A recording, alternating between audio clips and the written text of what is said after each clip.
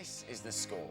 The whole world is bored senseless by the BMW 5 Series. For far too long, it's been far too good, leaving nobody in the boardroom with a decent alternative. All rivals have to do is come up with a car there or thereabouts, and they're on to a winner. Easy. 7 years ago, Mercedes tried their luck with the old E-Class. The badge, the build and the engines gave it a decent shout, all right, but with its sledgehammer looks and handling, they shot wide of an open goal. It was a sleepy-looking slab of metal with goofy eyes at the front. Now they've stopped mucking about and spent 4 years and €2 billion creating this, the all-new E-Class.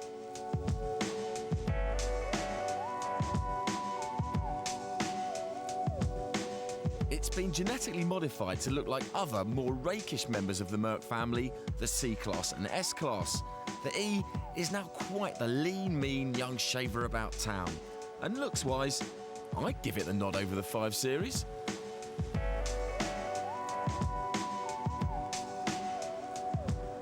Merc also needed to improve the driving. The old one was about as dynamic as a dunk biscuit. This one needs to be sharper, and not just in case you want to lick performance envelopes. A big bruiser like the E-Class is no fun in any situation. If driving it, it's like trying to steer an elephant by its ears.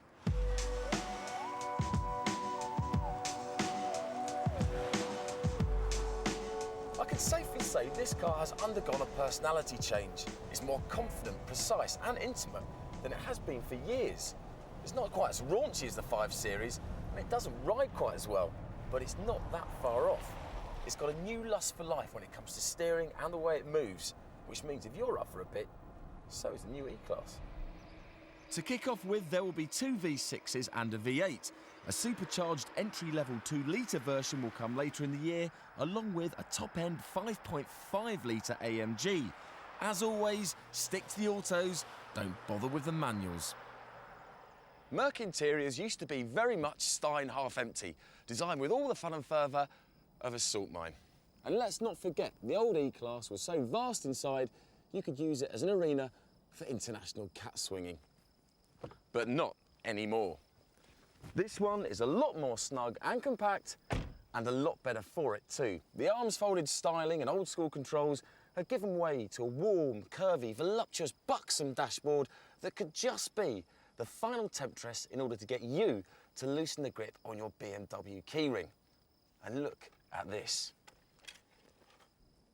What a cup holder, just as they're going out of fashion. If this car had ears, it would have brains coming out of them. It's got the works, and it's all called Tronic. There's Distronic, which keeps you a safe distance from the car in front. Thermotronic, which individually monitors the temperature of each seat. Languatronic, which means you can talk to your CD and radio. Hi.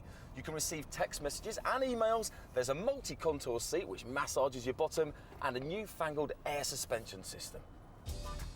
But they're all options, and this is Mercedes, who firmly believe that nothing good ever came cheap.